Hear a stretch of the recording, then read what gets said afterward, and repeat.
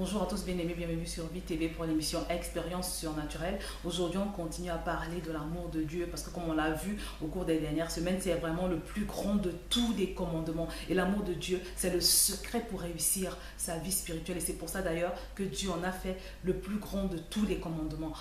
Aujourd'hui, on va donc parler de la persécution, mais pas n'importe quelle persécution. Cette persécution qui vient des personnes que nous aimons le plus, des personnes que nous considérons le plus. Et on va voir comment le fait de se tenir fermement dans la foi, malgré tous ces harcèlements, est une preuve qu'on aime Dieu.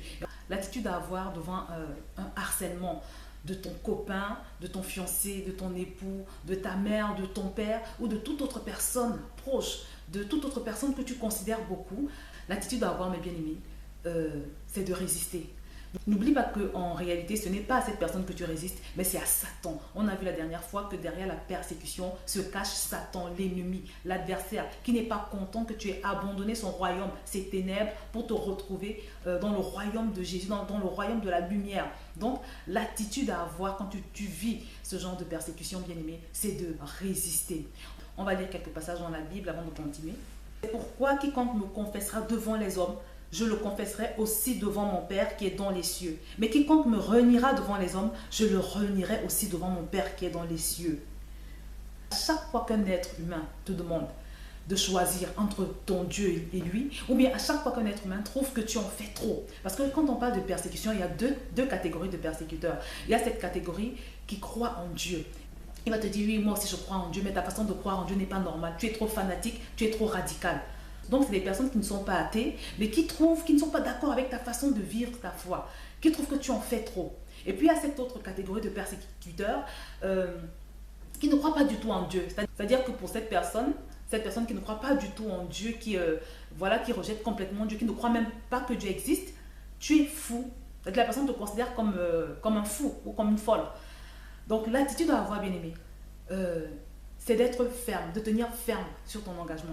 Parce que cet homme ou cette femme qui te persécute n'est qu'un être de chair. La parole de Dieu nous dit que l'homme n'est qu'une vapeur qui apparaît et qui disparaît par la suite.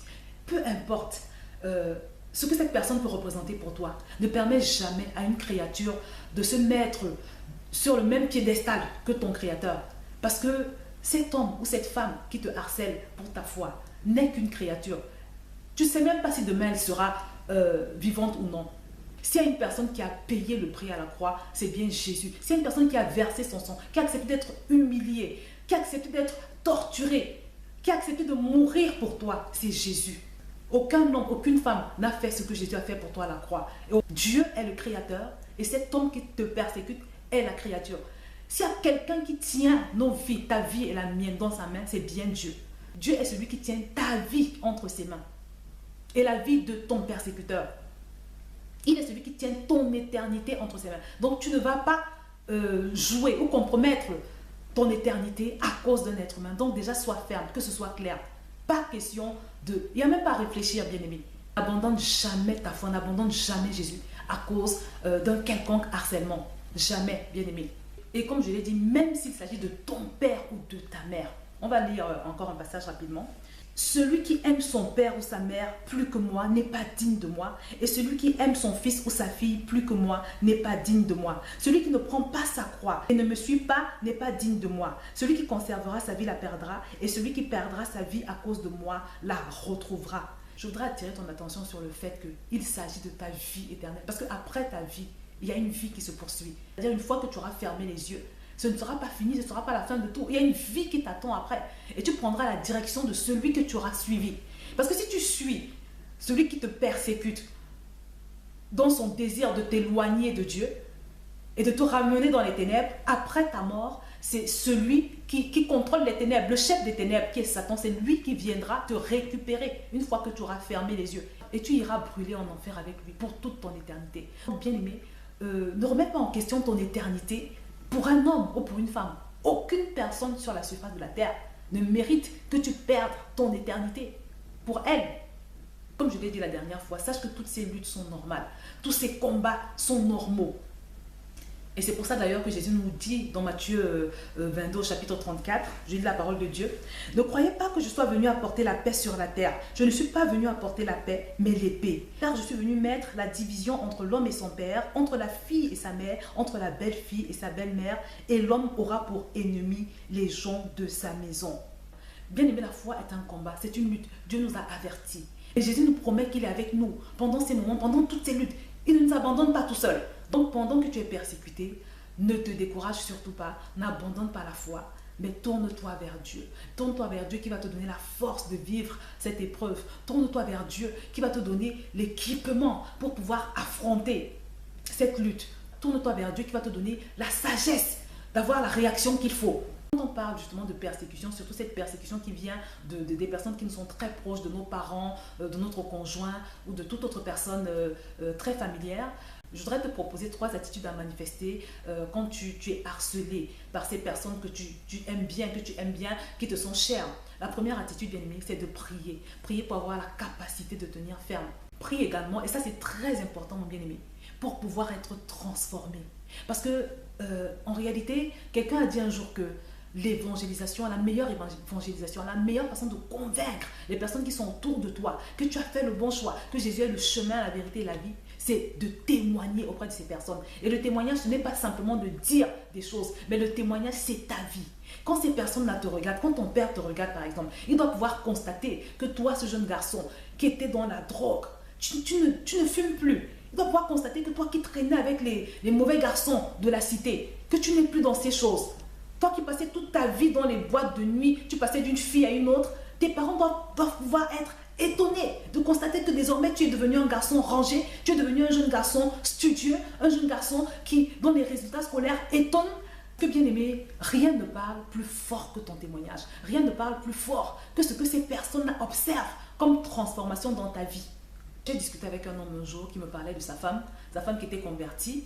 Et comme ils avaient beaucoup de luttes, il y avait beaucoup de problèmes dans leur foyer, un jour j'ai échangé avec lui et il m'a dit, et j'étais très triste pour ça, il m'a dit, tu sais Josiane, en parlant de la sœur en Christ, il me dit, elle va à l'église tous les jours, mais elle se comporte mal, elle continue de me mépriser, elle n'a aucun respect pour moi. Et il m'a dit, et ça m'a beaucoup marqué, il m'a dit, moi je ne vais pas à l'église, mais je ne fais pas ce qu'elle fait. Cette femme avait un mauvais témoignage auprès de son mari. Il a constaté que malgré le fait qu'elle allait à l'église chaque jour, elle continuait de lui parler mal, elle continuait d'être agressive. Il ne voyait pas de différence en fait. Donc pour lui, avoir Jésus dans sa vie ne faisait aucune différence. Pour lui, sa femme était juste dans une sorte de fanatisme, de radicalisme. Et pour lui, voilà, elle n'était pas sur le bon chemin. Et c'est pour ça qu'il n'avait aucune considération pour sa foi, pour son Jésus et tout le reste. Et ça, c'est vraiment dommage, mes bien-aimés. Donc la meilleure arme pour conquérir, pour gagner un persécuteur qui nous persécute à cause de notre foi, de notre engagement, c'est de témoigner, tout faire tout ce qu'on peut, prier, jeûner, méditer la parole de Dieu pour être transformé à l'image de la gloire de Dieu. Parce que, comme je le dis toujours, Dieu a prévu que toi et moi, nous ayons une certaine forme. Et plus nous nous rapprochons de cette forme, plus nous-mêmes, nous en trouvons bien dans notre vie. C'est-à-dire, plus tu te rapproches de ce que Dieu a prévu pour toi, plus tu es heureux dans ta vie, plus tu es en paix. Plus tu es épanoui, équilibré et béni, mais également plus tu attires les autres personnes à toi, tu suscites la curiosité. Les personnes autour de toi ont envie d'avoir ce que tu as pour devenir comme tu es. Donc vraiment bien aimé. Le point le plus important, et je pense que s'il y a une chose que tu dois retenir dans cette vidéo, c'est que devant un persécuteur, c'est très important que tu manifestes beaucoup d'amour, beaucoup de douceur, beaucoup de patience, mais surtout que tu puisses avec l'aide du Saint-Esprit afficher un autre visage, que ce visage que ces personnes te connaissaient. Mais dans tous les cas, ne permets jamais à une créature de te pousser à abandonner ton Créateur. Il y a une parole dans le livre de Job qui nous dit que si Dieu retirait son souffle, l'humanité entière expirerait. Cela signifie que si Dieu décide de retirer le souffle qu'il a mis en l'homme, il n'y aura plus un seul homme de vivant sur cette terre. Donc Dieu est Dieu, il est tellement élevé, il est tellement grand. Donc il n'y a même pas à réfléchir. Quand il s'agit de choisir entre un homme et Dieu, il n'y a pas à réfléchir. C'est simplement scandaleux. Des personnes qui se détournent de Dieu à cause d'un être humain. C'est simplement scandaleux. Tu ne peux pas te permettre de mettre sur un même piédestal un être humain quelconque. Cette personne que tu aimes beaucoup est Dieu. Je vais terminer en partageant ce témoignage que j'ai écouté à la dernière conférence des femmes à laquelle j'ai participé, qui est celui d'une femme qui s'est convertie, mais dont le mari n'était pas d'accord de sa foi. Donc il combattait sa foi. Et par exemple, un jour, elle devait se rendre à l'église et ce jour, il lui avait demandé un certain repas. Il a accepté de cuisiner, elle a pris le temps donc, de faire ce repas. Et au moment où elle devait partir, elle appelle en lui disant que finalement, il ne veut plus de ce repas, mais il veut manger autre chose. Et au lieu de gémir, de se révolter et de le traiter de tous les noms, elle a pris son mal en patience. Elle allait cuisiner cet autre repas.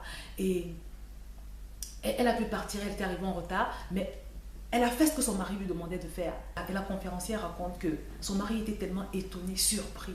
Surtout que sa femme, avant de se convertir, n'était pas aussi soumise. Il était tellement étonné que finalement, un jour, il a décidé de la suivre à l'église. Et aujourd'hui, il est converti et il sert Dieu avec son épouse. Alors, mon bien-aimé, tiens ferme, quelles que soient les agitations autour de toi. Tiens ferme, regarde au Seigneur, fortifie-toi en lui. Celui qui est en toi est plus fort que celui qui te persécute. Et rien ni personne ne doit pouvoir te séparer de lui.